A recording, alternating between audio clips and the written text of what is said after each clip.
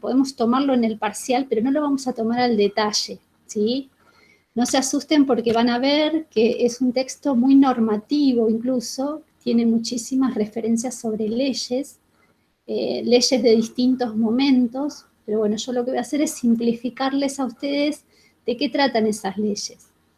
Lo dejamos siempre igualmente como bibliografía porque es el mejor ejemplo de cómo se hace un análisis dialéctico en el sentido de Marx, así como nosotros tenemos la referencia del suicidio para Durkheim, tenemos la referencia de la ética protestante y el espíritu del capitalismo. En el caso de Marx no les estamos dando siquiera el Capital en su totalidad, porque ustedes saben, como les decía la vez pasada, que son 3 tomos. Entonces, al menos les dejamos un capítulo, que es este, el capítulo 24, que corresponde al tomo 1 del Capital, y que en definitiva les da una inserción, como para que ustedes vean cómo era que él escribía, ¿sí? Y para que vean que el arduo trabajo que realizó, vamos a decir que Marx es una persona que es historiador, economista, filósofo, y podríamos hasta decir que tiene grandes conocimientos del derecho sin ser abogado. Y además ejerció como periodista, entonces es básicamente una persona que tiene dentro de su formación muchísimas aristas que lo hacen muy especial y bueno, la forma de escribir también es compleja. Después ustedes tienen para la próxima clase, que si no me equivoco, es asincrónica, tienen el texto del Manifiesto Comunista, que es básicamente el trabajo que inaugura todo lo que es la línea política de Marx y todo lo que es el desarrollo, digamos, del Marx militante, ¿sí? Es el que da inicio, ese texto de alguna manera da inicio a todo lo que es la madurez de Marx, que es donde escribe varios textos respecto, incluso escribe con Engels, un libro muy famoso que se llama La Sagrada Familia, y que son libros que ya hacen referencia al movimiento. Al movimiento de organización de la Primera Internacional, que es la aglomeración y conjunción política de los trabajadores, que si vieron la película Germinal, vieron ahí cómo se entrelazaba con los distintos países y las distintas corrientes. Ustedes siempre tengan en cuenta lo siguiente: en Europa, hasta 1848 aproximadamente, hasta 1871, básicamente, que es cuando se hace la Comuna de París, anarquismo y socialismo convivían juntos y accionaban de manera conjunta. Luego, después de los hechos de 1871, que es la Comuna de París, última, después mírenlo, aunque sea por Google, son esos 2 meses en los que se subleva la ciudad de París y toma el gobierno, y se desarrollan los preceptos que decía el Manifiesto Comunista, básicamente es lo que acontece. Después de eso, anarquismo y socialismo van por líneas diferentes en el mundo. Entonces se disuelve la Primera Internacional. Entonces lo que ustedes tienen que ver es que Marx, que es parte de la línea fundadora de este comité de trabajadores que aparece en el 1862 aproximadamente, todo ese armado y ese desarrollo teórico, metodológico, político, después de la experiencia de la Comuna de París, que es abatida bestialmente por el ejército de Versalles y porque los distintos gobiernos internacionales van a apoyar a Francia para acabar con esa sublevación, porque corrían el riesgo de que se les sublevaran en todos los países hubiese revueltas similares a esta. Entonces es necesario acallarla. Entonces ocurre que violentamente terminan con toda la manifestación comunera. Ante esa situación es que la Primera Internacional se va a disolver y va a ir apareciendo posteriormente, más adelante, el socialismo por un lado, el anarquismo por el otro y demás, ¿sí? Pero comprendan todo este proceso de entre 1844 aproximadamente hasta 1871 que va a terminar la comuna, son tiempos revolucionarios. Y son los tiempos, también recuerden, que miraban Durkheim y miraban Weber cuando tenían que analizar la cuestión de la cohesión social, la cuestión del caos, la cuestión de la norma. Piensen también esto, 1848 es el tiempo, lo que se llama en Europa, la primavera de los estados, ¿sí? Fueron los distintos, en ese año, en 1848, aparecieron un montón de revoluciones en toda Europa, de pequeñas revoluciones proletarias, la revolución de Francia, la revolución de los Países Bajos, la revolución de Habsburgo, la revolución alemana, todos pequeños focos revolucionarios que tuvieron que ver con deposiciones de monarcas, ¿sí? ¿Por qué les digo esta cuestión? Porque ustedes tienen que pensar que en el medio, encima de toda esta situación revolucionaria, donde se estaban derrocando reyes, básicamente para la generación de estados nacionales, en este mismo proceso, encima, Francia, por ejemplo, y Alemania atraviesan la guerra franco-prusiana. Y en ese periodo de la guerra franco-prusiana, acuérdense que Francia pierde. De ahí después la situación de pauperización que vive Francia, terrible, que lo lleva entonces a la Comuna de París. Bueno, yo eso lo quería aclarar, porque si no ustedes no pueden tener, digamos, el contexto sociohistórico en que Marx escribe. Ustedes piensen esto siempre, entonces, que cuando yo voy a leer a alguien, tengo que saber más o menos históricamente cómo se estaban desarrollando los eventos sobre los cuales esa persona escribe. No es lo mismo el día de mañana, si ustedes leen la sociología que es previa a la pandemia, a lo que estamos escribiendo hoy todos los que somos investigadores, ¿sí? Hoy estamos escribiendo cuestiones sumamente diferentes y diversas a lo que hacíamos el año pasado, porque nunca se nos iba a ocurrir que esto iba a aparecer. Entonces, el día de mañana, cuando las personas lean lo que estamos escribiendo hoy, van a tener que contextualizarlo en estos eventos. Bien, dicho esto, voy a compartirles pantalla con la presentación de hoy. A ver, espérenme.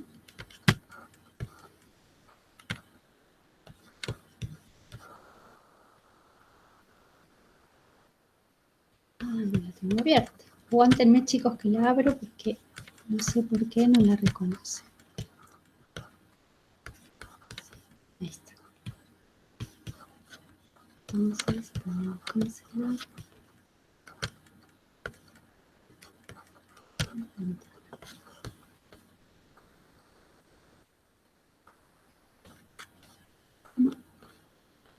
No me da la opción. A ver.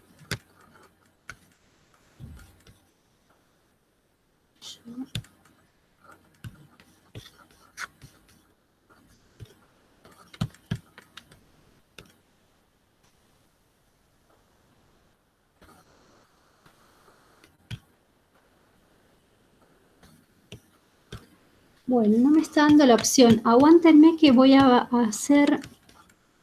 lo que voy a hacer es cerrar el PowerPoint y ver si de esta manera lo puedo volver a abrir, pero no sé por qué. Y si no, lo que puedo hacer es mandárselos al Moodle para que lo puedan ir viendo mientras yo voy hablando. Espérenme que voy a tratar de hacer un último intento, a ver qué es lo que pasa. Qué raro.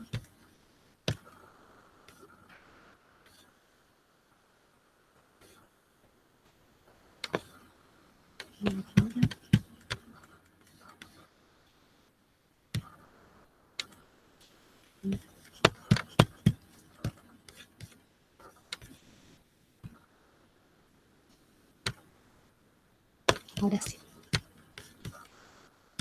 Bien. Díganme si están viendo la pantalla del PowerPoint, por favor.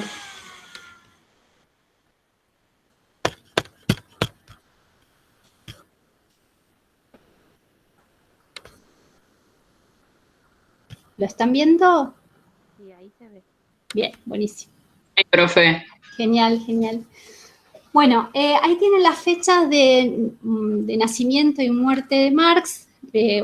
Básicamente, bueno, yo ahí les puse una referencia de una pequeña biografía que hay online, que pueden mirarla si tienen ganas. Es básica la que está ahí. Pero bueno, para lo más importante yo se los ubiqué acá. Él nació en Renania, en ese momento se llamaba Prusia, ¿sí? En la ciudad de Trier. Él es hijo de un abogado y una mujer que tenía estudios básicos, pero tenía estudios, lo cual lo ubica en un espacio de burguesía intelectual, si se quiere. En sus inicios fue un ferviente seguidor de Hegel. Hegel, este filósofo que cuando Marx inicia ya sus estudios, él ya estaba muerto, ¿sí? No es que se llegan a conocer de ninguna manera.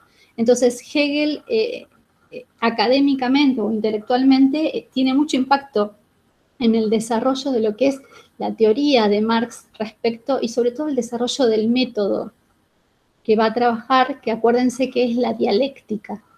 La dialéctica es el método hegeliano por excelencia y que implica este proceso de conocimiento mediante el cual hay como una ida y vuelta en esta construcción de la realidad, que implica entonces él va a decir una tesis, una antítesis y una síntesis. Esos son los tres elementos de la dialéctica, que Marx los va a tomar de Hegel. Y va a decir, incluso para sus análisis respecto del surgimiento del capitalismo, en un momento va a decir, la tesis es el capitalismo, ver cómo surge, la antítesis es lo que acontece con las revoluciones, por ejemplo, las de 1848, y la síntesis puede llegar a ser, por ejemplo, la Comuna de París, porque él creía fervientemente que el experimento de lo que fue básicamente la Comuna de París era un ejemplo de que se podía tener un gobierno del pueblo en sintonía horizontal, digamos. Piensen que digamos que los mandatos de la Comuna de París era que la tierra era para los que la trabajaban, que la iglesia y el Estado tenían que estar separados, que los gobernantes debían ser elegidos por el pueblo, y que si el pueblo consideraba de que sus gobernantes no se comportaban bien, podían ser derrocados. Suprimían la guillotina como elemento de castigo ante los delitos. ¿Qué más? Y referían que los bienes de la iglesia tenían que estar distribuidos en el resto de la población. O sea, la iglesia no podía tener bienes materiales. Esos eran un poco algunos de los... y por otro lado, también proponía que los pobres no debían pagar los impuestos que les imponían las élites, y que los impuestos no debían existir de manera discriminada, sino que tenían que estar sobre quienes tenían más cantidad de riquezas y no sobre aquellos que no tenían absolutamente nada. Eran un poco las máximas de la comuna, y bueno, como ya les decía, eso fue lo que se derrocó y luego se impuso nuevamente un gobierno de monarquía. Bien, entonces, volviendo entonces al estudio a los primeros estudios de Marx, Marx entonces va a ser un gran seguidor de Hegel, pero más adelante, cuando él primero estudia en Bonn, pero cuando él empieza, junto con algunos otros discípulos de Hegel, comienzan de a poco a criticar ciertas cuestiones hegelianas, que ahora las vamos a ver en el desarrollo de la ideología alemana, está la crítica que le hacen a Hegel y cómo dan vuelta su mirada filosófica cuando le critican estas cuestiones, no el método lo van a continuar, ¿sí? Que es el tema de la dialéctica, pero sí van a criticar la consideración del idealismo. Ahora les voy a explicar qué es. Cuando eso ocurre en la Universidad de Bonn, cuando él empieza a reunirse con aquellos discípulos de Hegel que van a criticarlo, en esta cuestión del idealismo, entonces a uno de esos profesores que reunía a los jóvenes como él, lo echan. Se vuelve muy radical la Universidad de Bonn, entonces él decide irse a Berlín a estudiar. Abandona sus estudios de filosofía en Bonn y los continúa en Berlín, que es donde se va a doctorar finalmente. Bien, una vez doctorado en 1841, bueno, después de su doctorado, le ofrecen que sea el editor y luego termina siendo el director editor, o sea, primero entra como un simple editor, después termina siendo el director de la revista, de una revista que era muy famosa, que se llamaba La Gaceta Renana, en Berlín.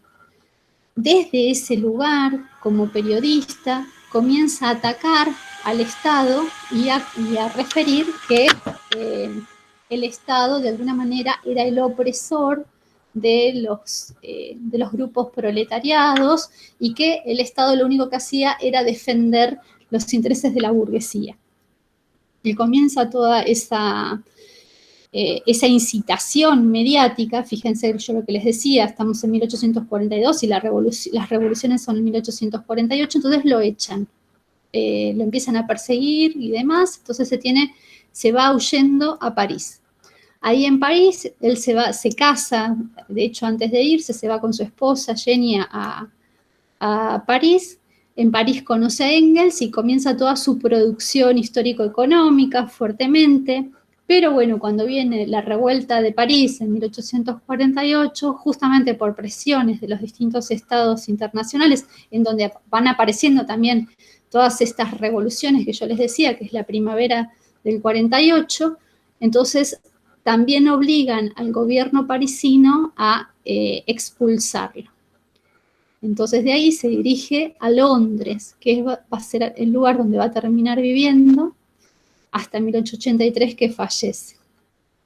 Escribió en un diario bastante importante de Estados Unidos, que es el New York Tribune, entonces había mucha ida y vuelta de noticias y demás, y bueno, ahí tienen algunas referencias de cuando estuvo en la Primera Internacional de los Trabajadores y la cuestión esta de su muerte en Londres.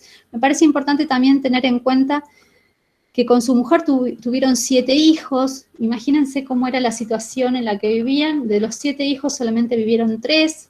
De esas 3 hijas, una de ellas, si no me equivoco, la mayor, es la que fallece y su mujer fallece también inmediatamente. Ellos ya habían publicado El Capital, el primer tomo, y apenas muere su hija, 2 meses después fallece él.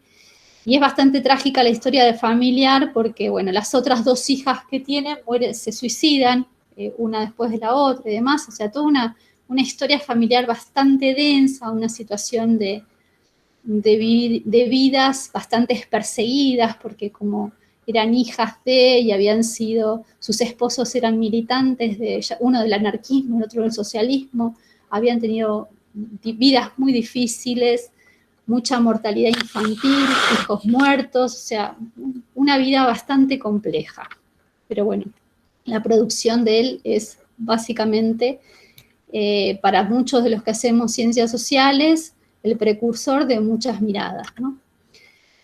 Si nosotros tuviéramos que ver cuáles son las líneas filosóficas, ideológicas con las que va a operar el trabajo de Marx, lo tenemos, yo ahí les armé una gráfica de cuáles son los elementos básicos, ¿no? La filosofía alemana, Hegel y Feuerbach, ustedes tienen para leer Feuerbach, o sea, lo que tienen de la ideología alemana es en referencia a ese filósofo. La economía inglesa, porque en realidad todo el trabajo del Capital está basado en los datos empíricos y los datos que él encuentra en el Museo del Hombre en Londres. Entonces hace todo un desarrollo a través de lo que es los textos de David Ricardo. Él va a ir tomando todo el análisis del surgimiento del capitalismo a través de la mirada económica y normativa de Inglaterra. El socialismo utópico francés, básicamente desde la mirada de Saint-Simon, y va a ir tomando todas estas cuestiones que tienen que ver con la horizontalidad en la toma de decisiones, la posibilidad de la extensión de ciudadanía a todos los distintos estamentos y la conversión de esos estamentos en clases sociales.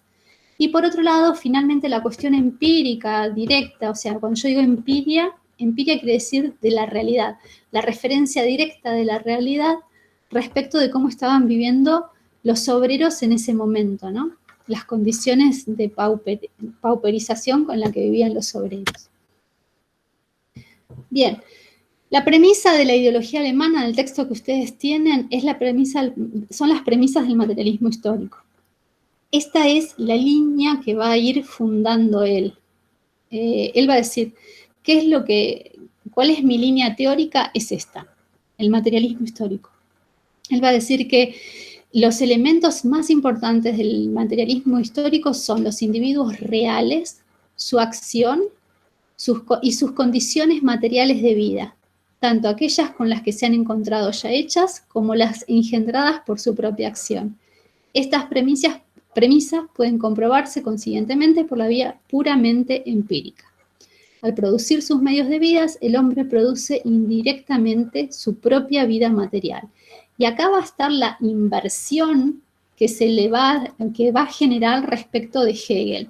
Hegel proponía que lo más importante en la consideración de la acción humana era la idea. Y para Marx es al revés. Lo más importante en la consideración de la vida humana es la condición de vida, o sea, es la cuestión de la vida material. Él va a decir en alguna de sus máximas, nosotros tenemos que pensar que para que un hombre haga cierta cuestión tiene que tener el estómago lleno. Si un hombre no tiene resuelta su materialidad, por ejemplo, su hambre, no tiene capacidad para pensar en ningún otro tipo de idea que no sea la consecución del alimento. Entonces lo que va a decir él es justamente eso, y en eso radica la gran crítica al idealismo. Él va a decir, es imposible pensar que la idea sea primigenia a la condición material de existencia. Es justamente al revés.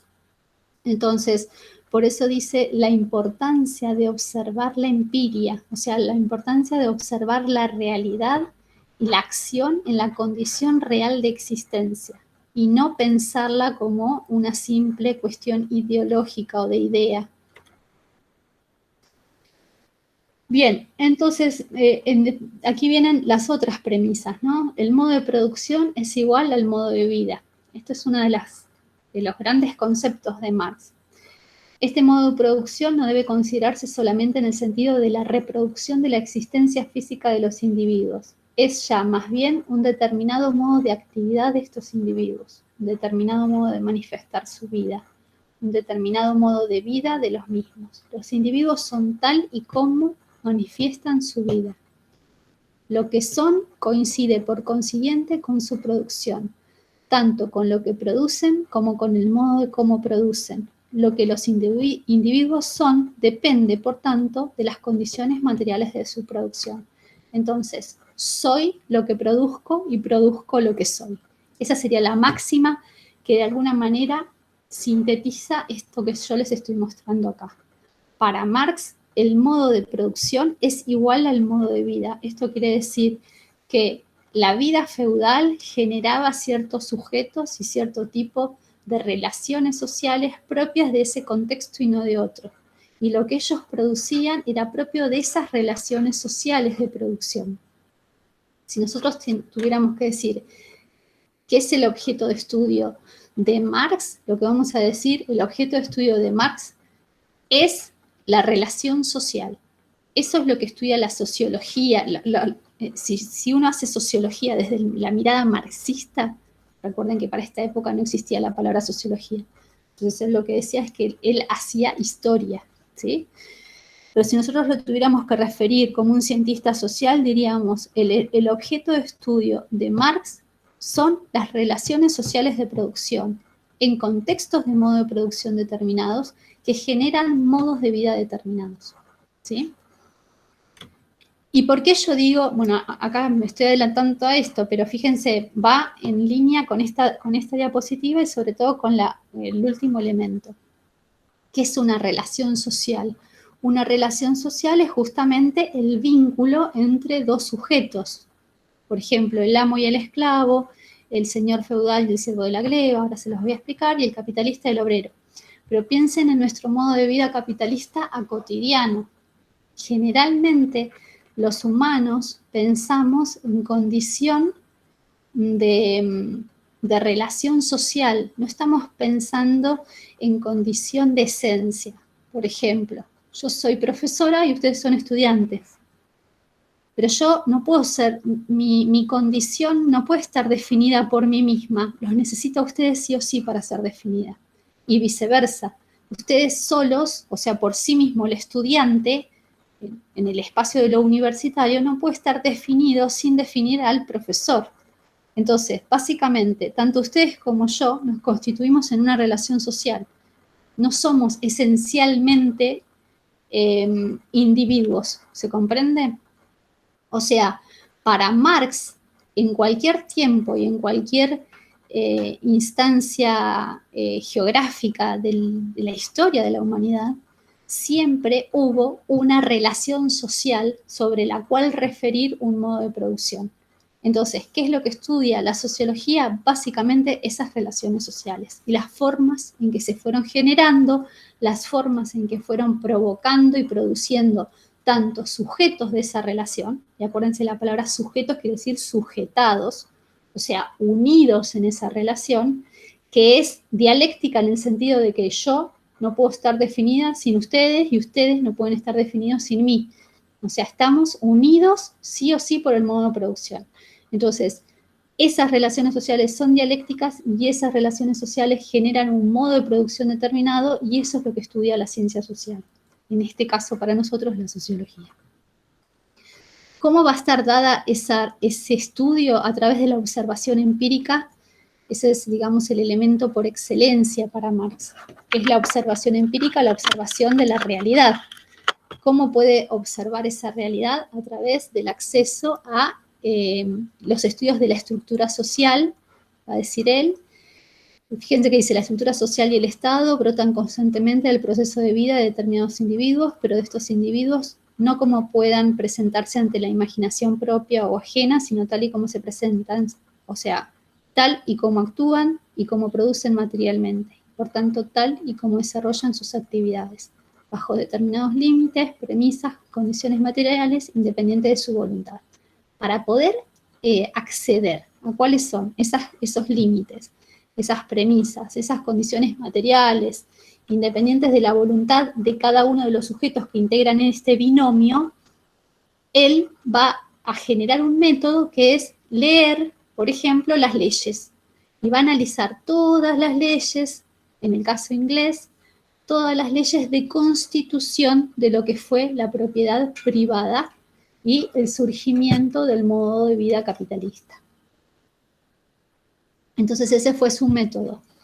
La historia como una disciplina explicativa de los modos de producción, pero esta historia utilizada con un método muy parecido en esto, en lo que tenga que ver con Durkheim y Weber, en estos son los tres parecidos, siguen un método evolutivo, o sea que van a ir observando cómo van cambiando las cuestiones o los fenómenos sociales, en el caso de Marx, cómo van a ir cambiando las relaciones de producción, teniendo como eje el tiempo, teniendo como eje la historia. Entonces, para Marx, la historia es un método explicativo, causal, que puede ser analizado a través de comparaciones. Entonces, él va a poder comparar tiempos en un periodo, en otro periodo, o puede comparar, si quiere, sociedades, ¿sí? Por ejemplo, las tribus, va a decir él en un momento, la antigüedad, por el otro lado, la era feudal y después la era capitalista. Entonces, analiza la cuestión de una manera evolutiva, puede analizar, por ejemplo, el modo germano de producción, que es el modo feudal, entre los ingleses, los alemanes, o qué sé yo, los grupos nórdicos. Entonces, puede hacer ese análisis, si se quiere, comparativo, de un mismo modo, o sea, por ejemplo, del modo feudal específicamente.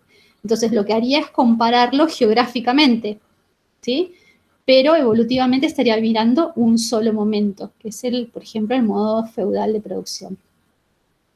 Bueno, después hay una referencia al método dialéctico, que ya se los expliqué, y lo que sigue a continuación, estos binomios están refiriéndose a los binomios por excelencia de los momentos que él analiza la propiedad privada, la propiedad, el surgimiento de la propiedad. El caso del amo y el esclavo es propio de la antigüedad, el señor feudal y el siervo de la greva es propio de la Edad Media, y el capitalista obrero son las relaciones que son propias del capitalismo.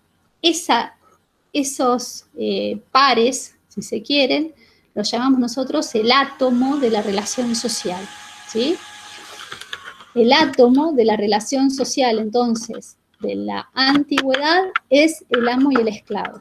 El átomo de relación del feudalismo es el señor feudal y el siervo de la gleba, y el átomo del capitalismo es el capitalista y el obrero. Bien, ¿hasta ahí vamos? ¿Sí? ¿Alguien que me diga sí, no? Sí, sí. Bien, bien. Bien, entonces vamos con la división del trabajo. Para él esta es una de las claves para comprender, entonces, qué es lo que de alguna manera genera los cambios dentro de los modos de producción. Él va a decir, la división del trabajo dentro de una nación se traduce ante todo en la separación del trabajo industrial y comercial con respecto del trabajo agrícola, y con ello en la separación, me faltó ahí, pero es con ello en la separación de la fuerza, se me fue. Déjenlo hasta el trabajo, respecto al trabajo agrícola. Bien, esto para explicarles lo siguiente. Marx va a plantear la historia de la división del trabajo es la historia de la propiedad. O sea, es como si fuesen las caras de una misma moneda. Yo, por un lado, yo para entender la división del trabajo tengo que comprender cómo surge la propiedad. Entonces va a decir, hasta qué punto se han desarrollado las fuerzas productivas de una nación lo indica del modo más palpable el grado hasta el que se han desarrollado la división del trabajo. Y entonces él va a saltar a los 4 momentos que él sistematiza, y por eso nosotros decimos que él es en este contexto una persona que sigue el concepto de evolución, ¿sí? Fíjense, por ejemplo, que Marx está escribiendo para el 1800, este es anterior, ¿no? 1840 aproximadamente, pero ya en 1879, si mal no recuerdo, es cuando Darwin publica sus orígenes de las especies. O sea que el concepto de evolución ya era un concepto que estaba instalado en las ciencias naturales sobre todo.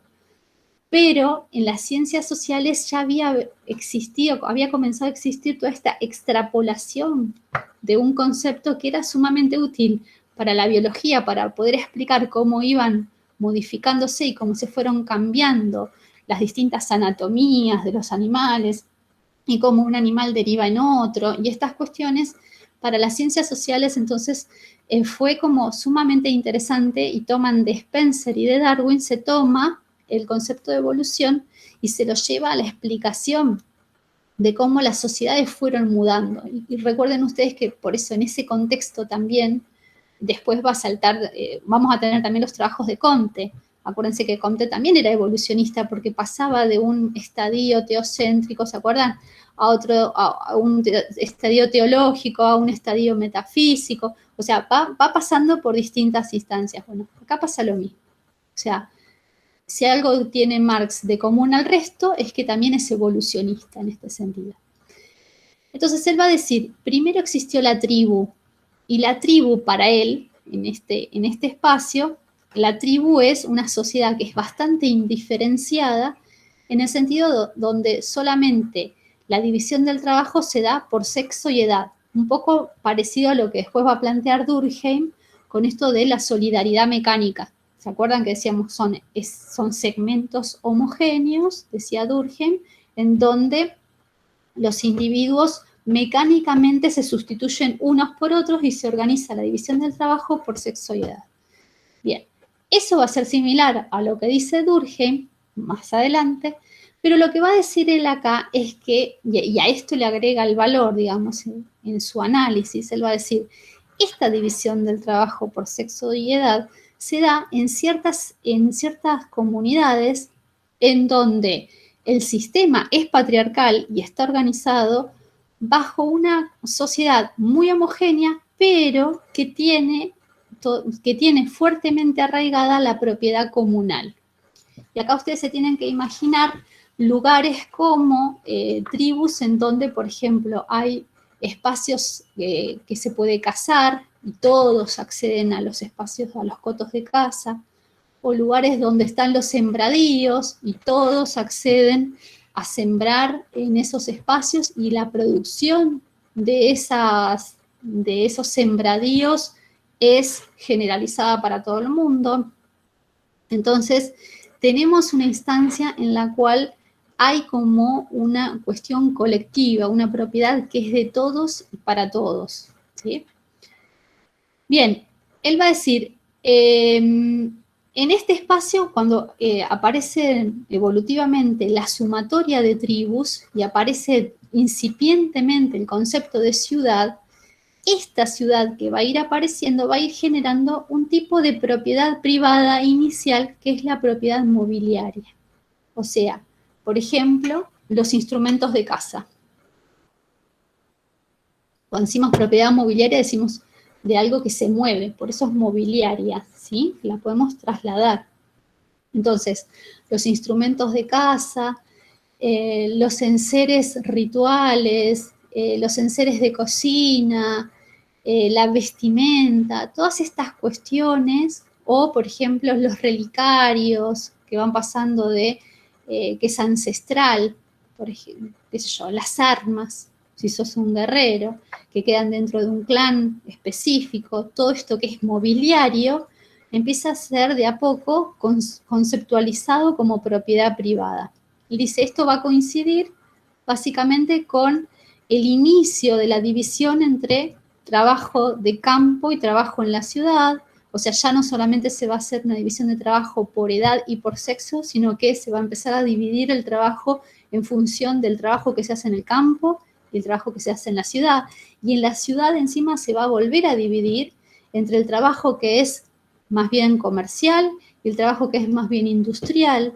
Y más aún se va a seguir dividiendo más adelante en lo que es el trabajo intelectual del trabajo físico.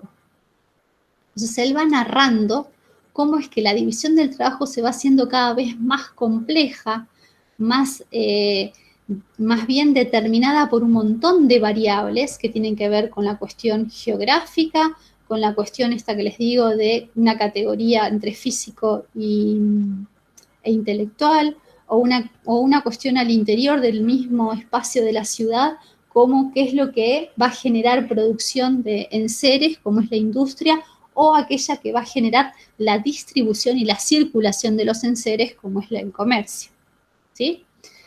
Bien, entonces, más adelante, dice él, una vez que salimos de este espacio tribal, nos vamos a encontrar ya en espacios como la antigüedad, en donde tenemos ciudades como Roma, en donde ya va a estar bien dividido lo que es el campo y la ciudad. Él va a hablar de la ley agraria licinia, que va a generar entonces la aparición de los plebeyos, que es el primer nombre que se le da al proletariado rural, y que tiene que ver con aquellas personas que no siendo esclavos,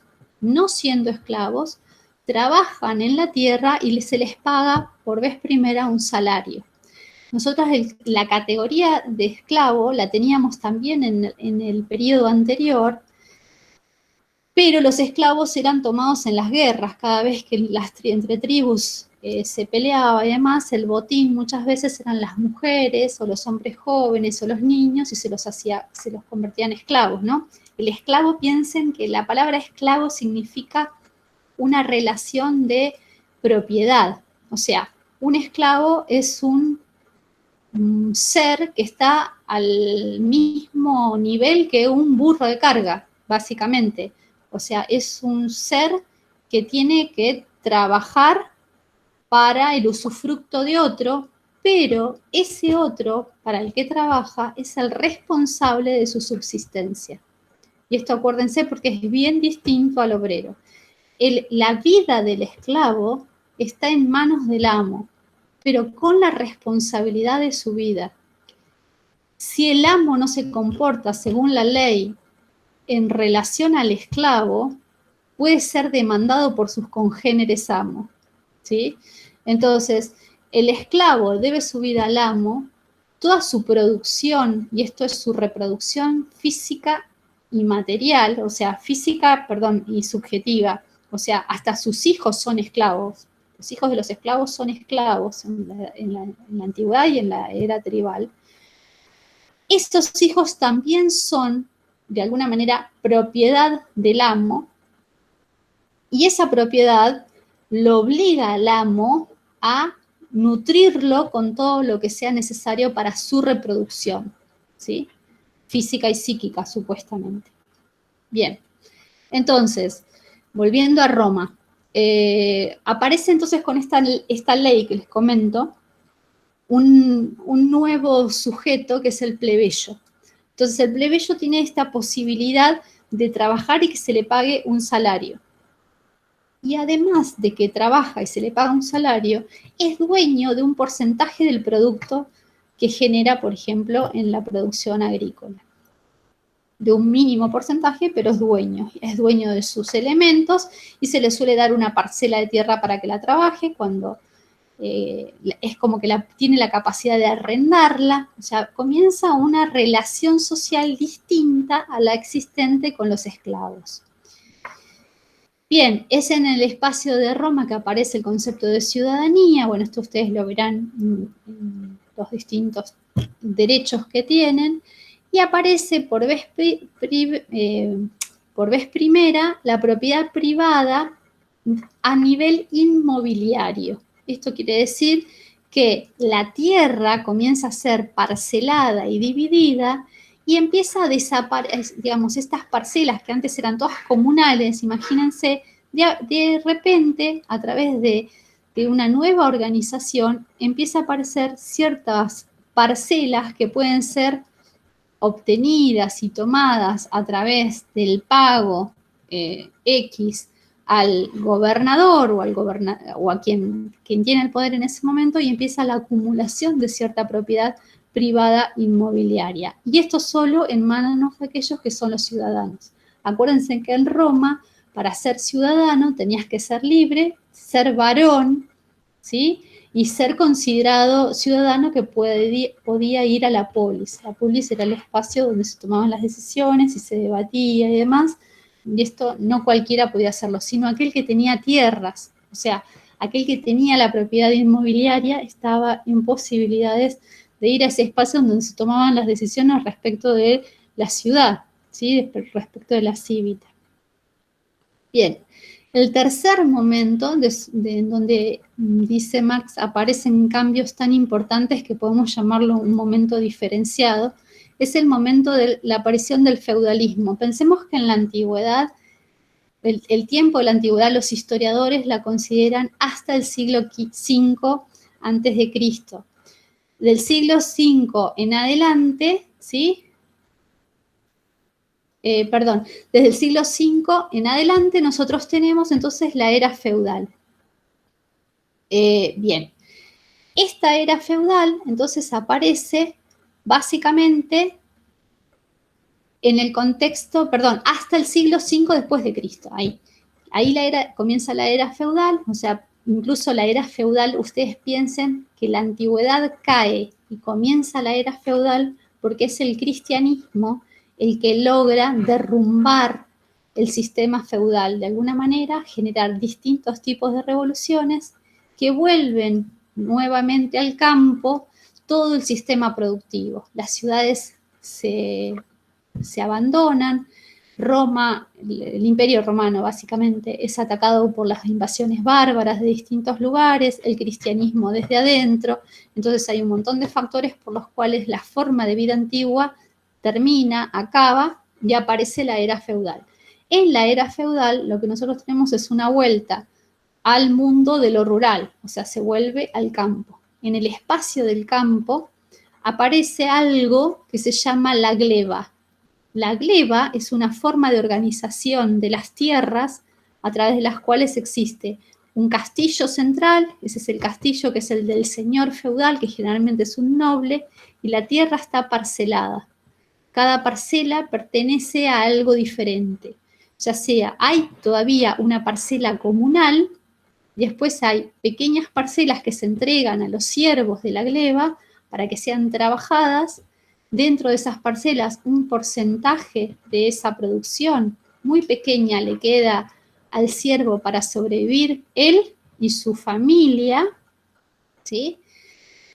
Y otro porcentaje le va a la iglesia y finalmente en la tierra comunal está destinada para que la trabajen todos los siervos de la gleba y el porcentaje total de esa parcela, el 100% de ese sector, va a distribución de aquellos que no pueden trabajar, como por ejemplo las viudas, gente que por algún motivo no tiene una posibilidad de producción propia. Bien, entonces, ¿qué pasa? En el espacio del feudalismo, los siervos de la gleba son todavía dueños de un porcentaje pequeño del producto, muy pequeño, pero porcentaje al fin, de los medios de producción, o sea, ellos son dueños de sus bueyes, de sus arados, de sus herramientas de trabajo, ¿sí? Y el resto es todo, pasa a ser, y son dueños de su fuerza de trabajo, básicamente. El resto de lo demás es, digamos, es dueño del señor feudal. En la época del feudalismo, ustedes piensen que los estados feudales, lo que iban, perdón, mal dicho, no son estados, los feudos constituían generalmente en este castillo que estaba a cargo de un señor feudal, que generalmente yo les dije es un noble. Lo que va a pasar es que a medida que vamos avanzando en el tiempo, los reyes van a ir haciendo alianza con los burgueses para generar un dinero suficiente para sostener grandes ejércitos y serán los reyes, junto con estos ejércitos y los burgueses, los que ataquen los feudos y subyuguen a todo lo que es la nobleza.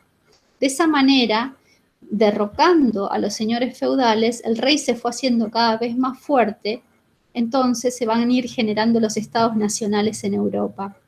O sea que es la guerra, lo que hace que desaparezca, digamos, la era feudal y aparezca la modernidad es el cisma religioso por un lado, la guerra entre nobleza y monarquía, ¿sí?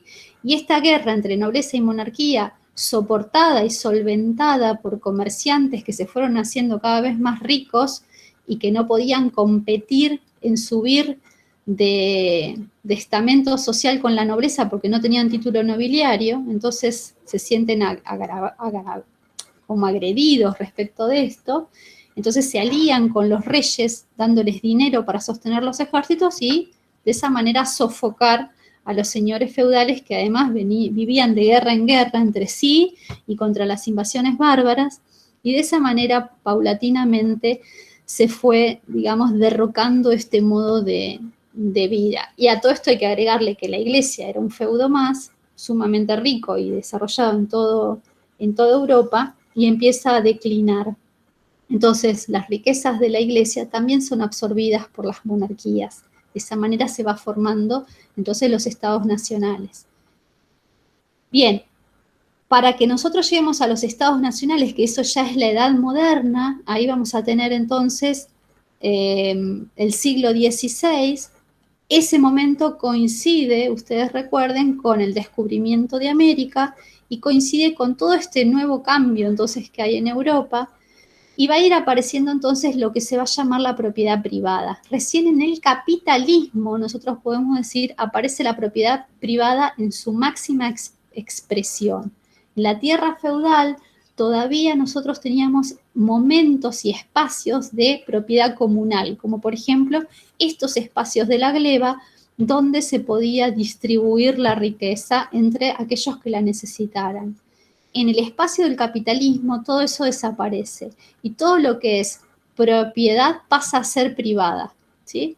Entonces la división del trabajo, ya incluso aparece todo un sistema, y esto es lo que ustedes van a ver en la acumulación originaria, aparece todo un proceso y un desarrollo para disciplinar a los siervos de la gleba y convertirse en una fuerza proletaria que tiene que ver con leyes, porque básicamente nosotros logramos un cambio de vida y un cambio de mirada con la coerción.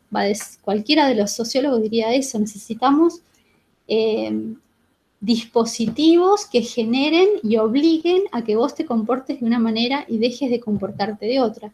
Y en el caso de Inglaterra, y eso es lo que desarrolla Marx en todo ese capítulo que ustedes tienen para leer, generó una batería de leyes y una batería de políticas orientadas a convertir a los siervos de la gleba en obreros libres y sin arraigo.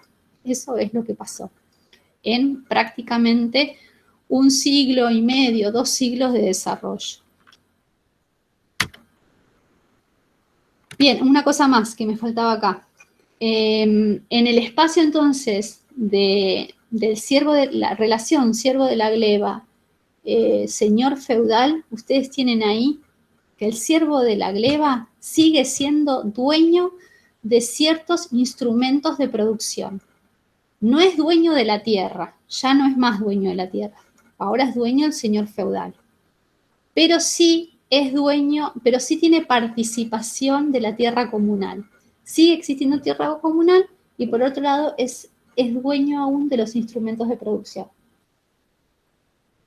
En el caso ya de la modernidad, cuando ya tenemos ahora nuevamente el éxodo del campo a la ciudad, o sea, recuerden que la modernidad se instala y se desarrolla a través del desarrollo de las grandes ciudades y de la aparición de las fábricas. En ese espacio, el obrero, que es la fuerza productiva, lo único que tiene lo único que es dueño es de su fuerza de trabajo. Y el capitalista es dueño de todo ya.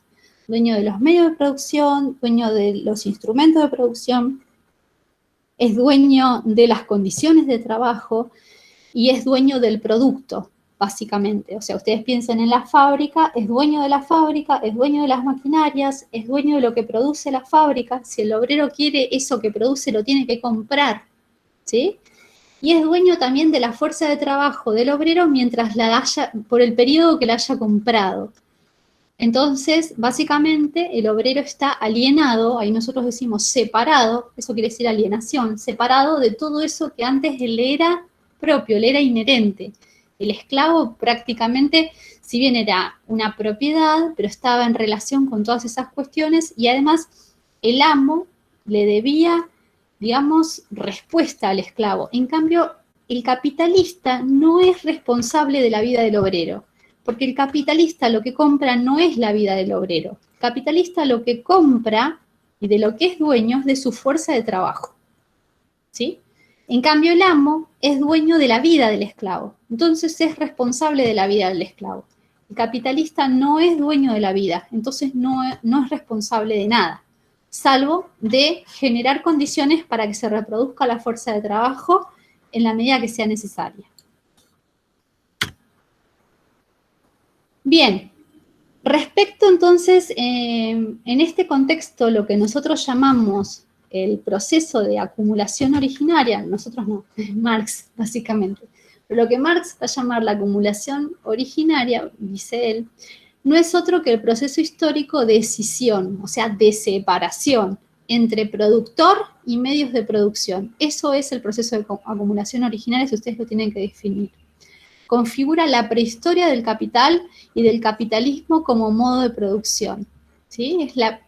Es por eso que él lo considera así, es la prehistoria. La llamada acumulación originaria, la llama de esa manera porque hace una analogía irónica con el pecado original bíblico. Va a decir, para que exista el capitalismo, debió existir antes un proceso de acumulación originaria. Nosotros vamos a ver de qué se trata. Bueno, esto es un poco lo que ya les dije, que las ciencias sociales estudian las relaciones sociales en los modos de producción. La historia de la división del trabajo y la historia ya lo dije. La propiedad comunal paulatinamente a lo largo de la historia de Occidente fue transformada en propiedad privada en el seno de las relaciones sociales de producción. Esto es algo que ustedes se tienen que grabar, porque esto es, digamos, una de las conclusiones más grandes que tiene Marx, ¿sí? De hecho, nosotros después esto lo vamos a retomar con otro autor en la unidad 4, que es Robert Castell, que va a decir que en la actualidad, o sea, en nuestro tiempo, nos queda como una especie de resaca o de resabio de propiedad comunal en aquellos países que tienen algún tipo de sistema de seguridad social. O sea, aquella idea de lo que era la propiedad comunal de las tierras, por ejemplo, de la Edad Media, esto que yo les decía, de ese espacio en donde todos colaborábamos y que se distribuía entre aquellos que lo necesitaban o en el momento en que lo necesitaban, ese concepto, digamos, solidario entre los más pobres o entre los que trabajan básicamente, es el germen de lo que en algún momento se llamó, por ejemplo, las sociedades de socorros mutuos, que fueron tan típicas en nuestro país en las primeras oleadas migratorias, y de hecho acá en Bahía Blanca tenemos grandes ejemplos de sociedades de socorros mutuos, la italiana y la española, que después se convirtieron en hospitales, ¿sí? Esos hospitales que tenemos hoy son producto de las sociedades de socorros mutuos o de las asociaciones españolas, la asociación italiana. Entonces, Robert Castell lo que va a decir es, aquellos países que todavía tienen algún espacio de redistribución de la riqueza, así sea en algún tipo de política pública, tienen una resaca de propiedad comunal de la Edad Media, ¿sí? Tienen algún resabio de lo que fue la propiedad comunal. Ejemplos de la Argentina, hoy, básicamente es la asignación universal por hijos, ¿sí? Si nosotros lo tuviéramos que mirar en el concepto teórico, la asignación universal por hijos corresponde a este concepto de propiedad comunal. Sigo. Bien. Bueno, otro que podía ser, me quedé pensando, otro que podía ser en la misma línea, un concepto de reconfiguración y redistribución de la riqueza de alguna manera a nivel generacional, terminan siendo nuestros tipos de jubilación. La jubilación estatal tiene ese concepto de redistribución a nivel generacional. Bien, yendo a la acumulación originaria entonces, yo les decía que es ese proceso gigante, imagínenselo ustedes como un fenómeno social que duró 2 siglos básicamente, que son siglo XIV, 3 podemos decir, 14, fines del 14, 15 y 16, ¿sí? En ese proceso, en esos tiempos en Europa se generó esto, o sea que es como si uno dijera, la acumulación de riqueza que necesitó estar disponible para que luego se pusiera a funcionar en el proceso de generación de plusvalía, que fueron, por ejemplo, el proceso industrial. O sea, para que el proceso industrial se desarrollara en Europa, necesitó sí o sí, primero de una acumulación de riqueza que estuviera de alguna manera inactiva, que estuviera ahí como latente.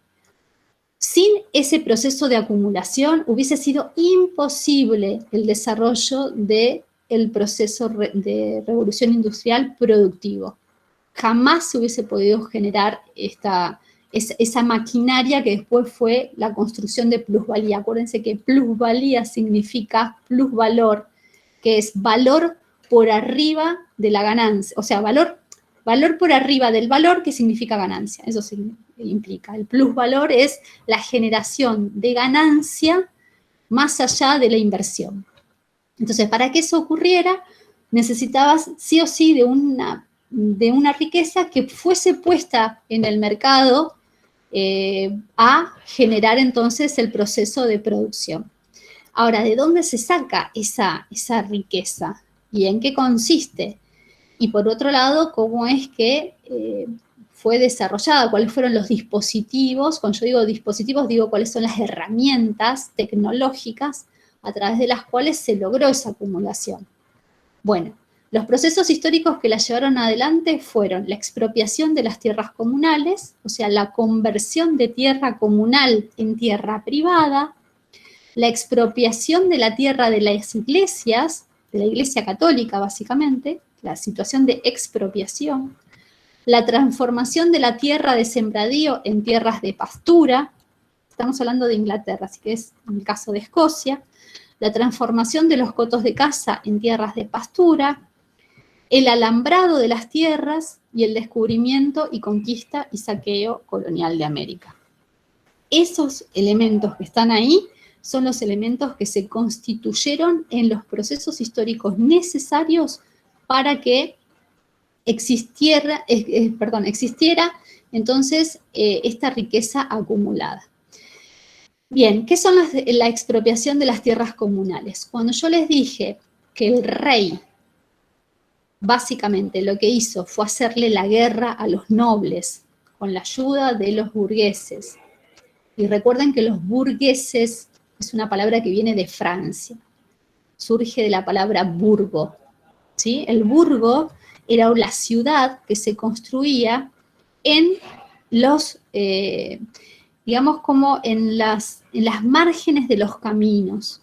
Durante la Edad Media empiezan a aparecer ciertos sujetos que de pronto dejan de trabajar full time en el campo y empiezan a trabajar en las cuestiones de artesanías, por ejemplo, o imagínense que son los que arman los arados, o son los herreros, estas personas que no se dedican directamente al campo, sino que le brindan elementos al campo, o que brindan elementos de otro tipo que se utilizan cuando la gente no está en el campo. Porque hay algo que tenía interesante la Edad Media, es que la Edad Media, al vivir en el campo, vivía en función de un tiempo que era funcional al tiempo de la tierra.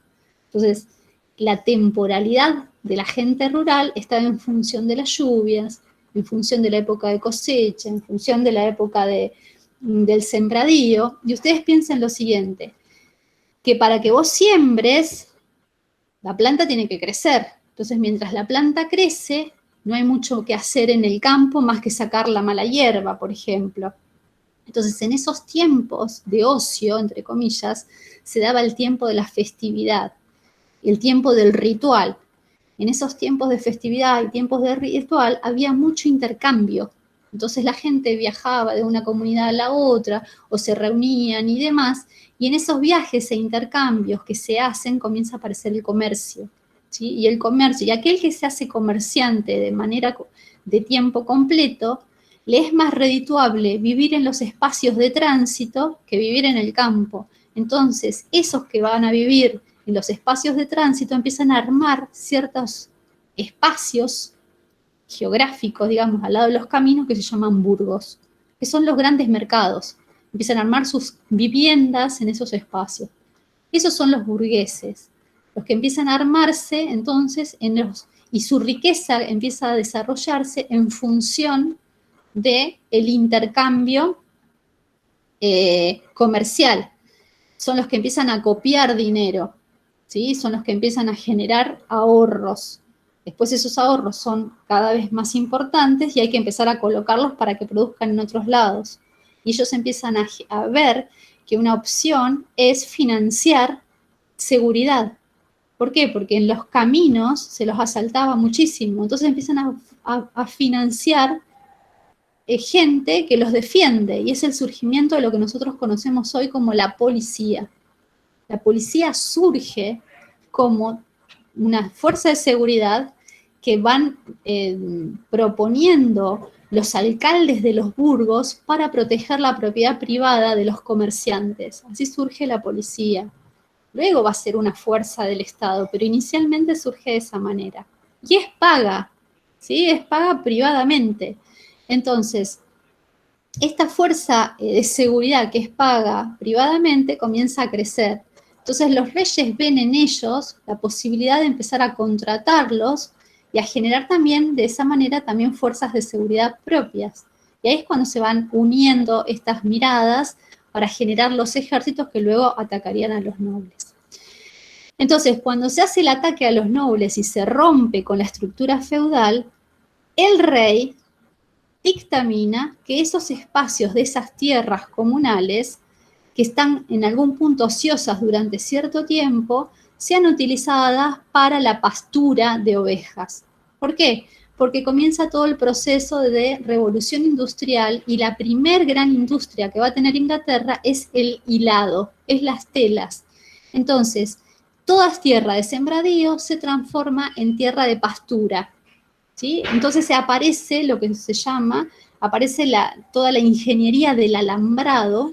Las tierras comienzan a alambrarse para dividírselas entre qué burgués había comprado ciertas parcelas, se las compraba, porque a veces el rey no tenía cómo pagarle a los burgueses el dinero que les había prestado, que los burgueses le habían prestado, entonces les pagaba en tierras. De esa manera la burguesía se hace de muchísimas tierras en toda Europa, va alambrando esas tierras, va poniendo ovejas en esos lugares y se va desarrollando las grandes industrias de Flandes en los Países Bajos y en Inglaterra, y eso se va a ir procesando con todo lo que tiene que ver después con el desarrollo de las fábricas que la ponen los mismos burgueses y demás, pero nosotros lo que tenemos es que a esas fábricas había que ir a trabajar.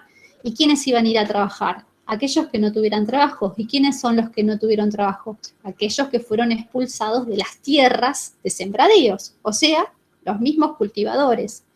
Ahora, lo que había que hacer era tratar de, imagínense, la cabeza de una persona que trabajaba durante tantos meses, después esperaba que la planta creciera y después recién cosechaba, pero mientras esperaba que la planta creciera estaba de fiesta, de intercambio, visitaba amigos y demás, o iba a la iglesia, ese tiempo ocioso deja de existir en el espacio de la fábrica y las fábricas pasan a desarrollar una actividad de 12 o 14 horas por día, de lunes a lunes, porque la jornada y la aparición del domingo fue una lucha sangrienta para que eso apareciera y fue después de 1870.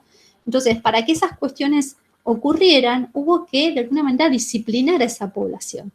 Entonces, Inglaterra comienza a desarrollar toda una legislación a través de la cual va a castigar a cualquiera que encontrara mendigando o a cualquiera que encontrara ocioso. Entonces los castigos eran desde darle latigazos a ponerlos en el cepo y escupirlos durante días y ensuciarlos y hacerles cosas espantosas a nivel público hasta la horca, ¿sí? En el caso inglés era la horca. En el caso francés, la guillotina, lógicamente. Entonces, el disciplinamiento de las masas va a tener por objetivo convertir a los siervos de la gleba a proletariado, un proletariado que estuviese dispuesto a vivir de las maneras que eran necesarias vivir para la fábrica.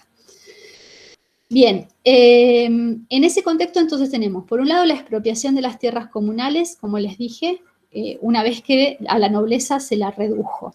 La expropiación de las tierras de la iglesia, acuérdense que en el caso de Inglaterra específicamente fue el rey Enrique VIII el que para obtener el divorcio de su mujer y casarse con la persona que él amaba, se separa del Vaticano y se crea su propia iglesia, que es el anglicanismo. Entonces expropia todas las tierras de la iglesia y las pasa al espacio de la monarquía y a devolver la plata a los burgueses de la manera que entregándolas.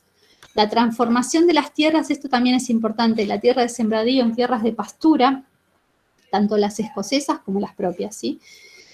Esto es incluso bien fuerte y la que sigue abajo es más bien vinculada también a Escocia, la transformación de los cotos de caza en tierras de pastura. Acuérdense, y si no, vean la película Corazón Valiente de Mel Gibson, que les va a encantar. En esa película ustedes van a ver cómo Inglaterra entra en guerra con Escocia, ¿sí? Cuando entra en guerra con Escocia y les gana a los escoceses, lo que hace es tomar las tierras de los escoceses, y los escoceses eran sembradores, ellos vivían de sembradíos y tenían espacios de caza que eran comunales, ¿sí? Los Highlanders, que son los que vivían en las montañas, tenían espacios de huertas pequeñas y luego eran cazadores. Bueno, todas esas tierras que eran sagradas para ellos son alambradas y convertidas en tierras de pasturas para las ovejas, para todo lo que era la revolución industrial y la conversión entonces de la producción para la lana, básicamente. Y bueno, y posteriormente todo lo que tiene que ver con el negocio que fue el descubrimiento, la conquista y saqueo colonial de América.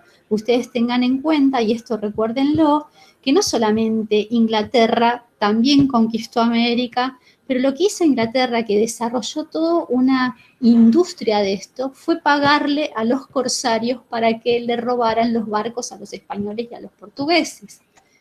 Los españoles y los portugueses la pasaron luchando contra los piratas, pero dentro de los piratas había un grupo especial que se llamaban corsarios, que eran pagados por la reina de Inglaterra, luego por Isabel I, para robarles a los españoles, a los portugueses que iban y hacían todo lo que era la conquista en Sudamérica y Centroamérica, y cuando iban para Europa, ellos le robaban todas las riquezas de los barcos a través de la empresa, digamos, a través de lo que fue la institución de los corsarios.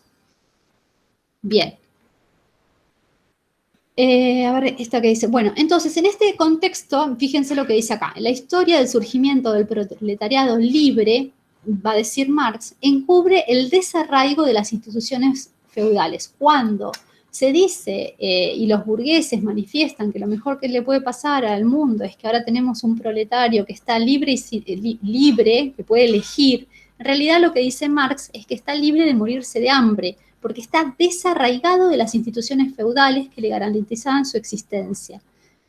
O sea, el siervo de la gleba, ya sea porque era siervo de la gleba en el campo, o ya sea porque estaba vinculado a los pequeños burgos, en lo que se llamaba el gremio artesano, eso le daba un arraigo y le daba una protección ante la situación de la enfermedad o ante la invalidez que pierde absolutamente una vez que es expulsado de las instituciones feudales.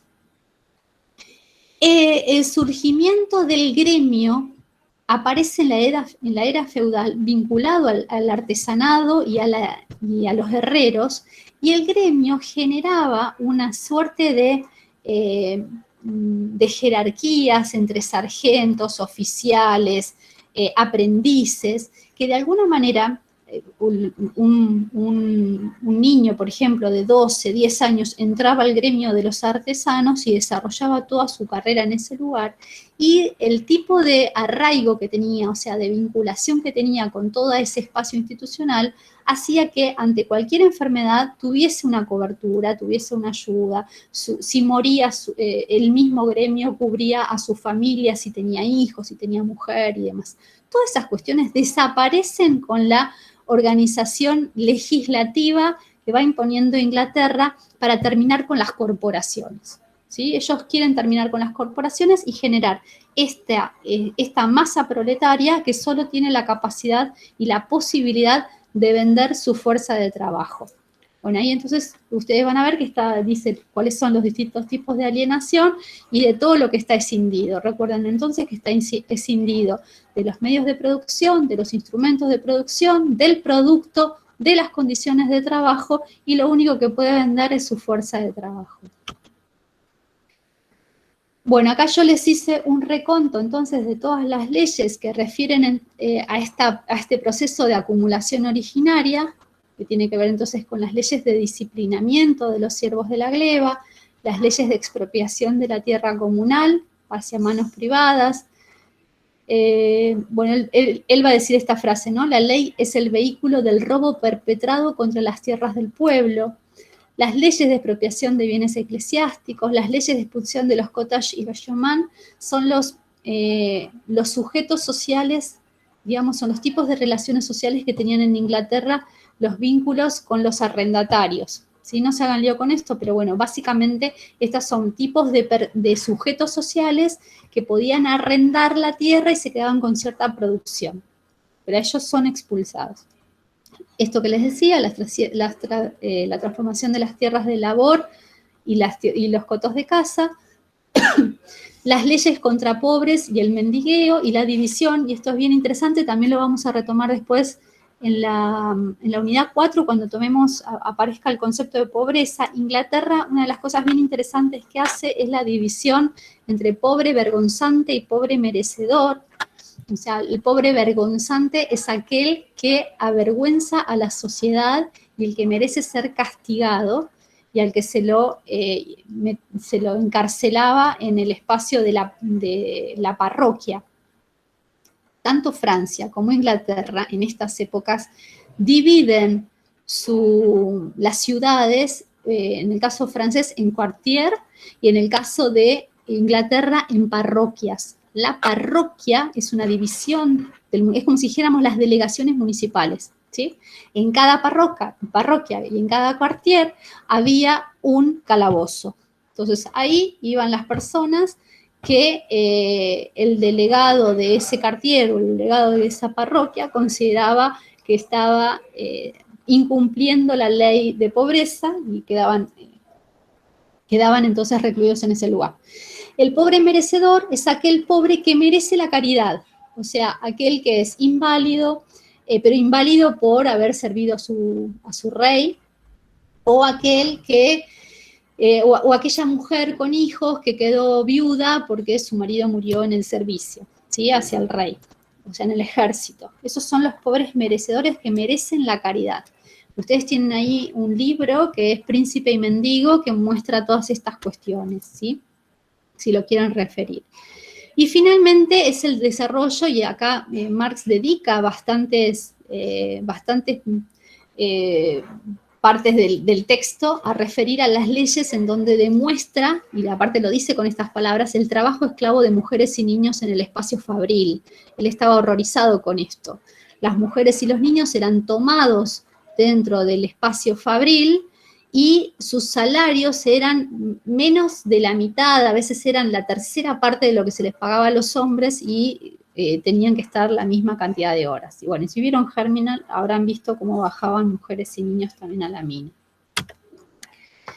Finalmente, para terminar la clase de hoy, y después seguimos con la próxima con el resto de las diapositivas, fíjense esta imagen que me pareció re interesante, que bueno, fue publicada en 1911, pero es un poco la pirámide capitalista y es un poco lo que quiere referir Marx, incluso cuando plantea que la religión es el opio del mundo. Además, piensen que habla del opio porque él, parte de su vida, él observó cómo se desarrollaron las guerras del opio entre entre Inglaterra, las colonias inglesas y todo lo que fue Indochina, ¿sí? Entonces él asistió, o sea, él vio cómo se desarrolló todas estas cuestiones, entonces por eso él plantea que la religión es el opio del mundo, en el cual, en tanto y en cual se encubre, se enmascara las condiciones verdaderas de dominación a las que están expuestos las masas de proletariado. Él dice, hay que culminar con esto, hay que desenmascarar las relaciones de producción, hay que desenmascarar el avasallamiento que viven las mujeres, el avasallamiento que viven los niños en ciertos sectores, en sistemas que básicamente les han sacado todo. Fíjense, si la observan, fíjense que cada vez son más los que están abajo de la pirámide y que sostienen el gran banquete de los ricos, y sostienen los ejércitos, y sostienen a la iglesia. Miren lo que dice acá, los que están arriba de todo, dice, nosotros ponemos las reglas. O sea, el derecho está acá arriba, es lo que él llama la superestructura. Esto es la superestructura. Nosotros los atontamos por las religiones, ¿sí? Esto también es parte de la superestructura. Nosotros los golpeamos para que no se atrevan a decir nada. Nosotros comemos por ustedes, son todos los ricos que están en este sector. Nosotros alimentamos a todos. nosotros trabajamos por todos, es lo que está sosteniendo toda la pirámide. Esto que está acá, los que trabajan para Marx, son los que constituyen la infraestructura. Es todo el sistema económico que está acá, es lo que sostiene todo esto que está acá, que es la superestructura, y los discursos que de alguna manera legitiman esta organización son la norma y la moral o la religión que está en este contexto. Bueno, con eso yo termino por hoy y ustedes, en todo caso, me van diciendo si hay algo que no se haya entendido.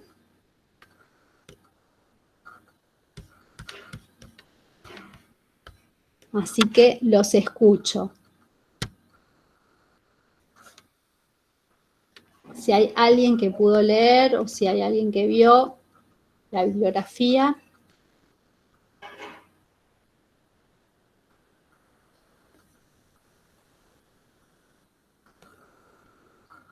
Y bueno, cualquier cosa lo van viendo y en todo caso después la clase que viene lo vamos a... Ah, no, nosotros tenemos la clase que viene, creo que es asincrónica, después tenemos el feriado del día 12 y después ya tenemos el repaso de parcial, ¿sí? Y en el medio, si no me equivoco, ustedes tienen la entrega del práctico 2. Así que en todo caso... nos van escribiendo o van hablando también con las chicas en el trabajo práctico. ¿De todo esto alguna duda?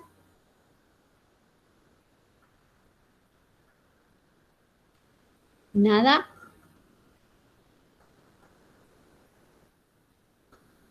Sí, dígame. Profe, después de la imagen que pasó, habían dos líneas más.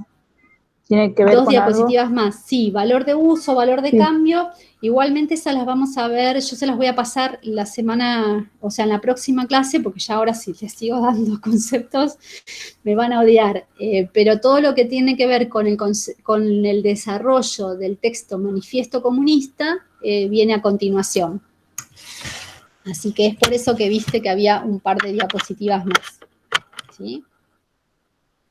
Habrá unas 3 o 4, 3 más creo que había. Bien. ¿Hay clase de consulta esta semana? No.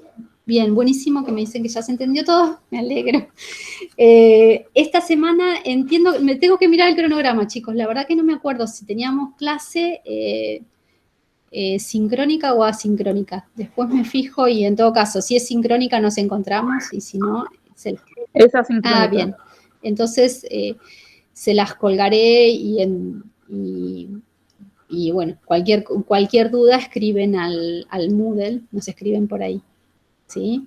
Y después, ya les digo, tenemos la clase de consulta, este jueves no, el próximo. Lo que les sugiero es que vayan leyendo todos los textos para estar afilados para el parcial, ¿sí? Después, imagino ya que para la semana que viene les estaremos diciendo bien las condiciones para cómo va a ser el tema del examen, pero básicamente hasta ahora veníamos pensando en hacerlo multiple choice, así que imagino que ese día tendrán que ingresar y será por tiempo. ¿Mm? Bien, bueno, entonces si no tenemos preguntas, nos encontramos cuando nos tengamos que encontrar y si no me escriben, ¿sí?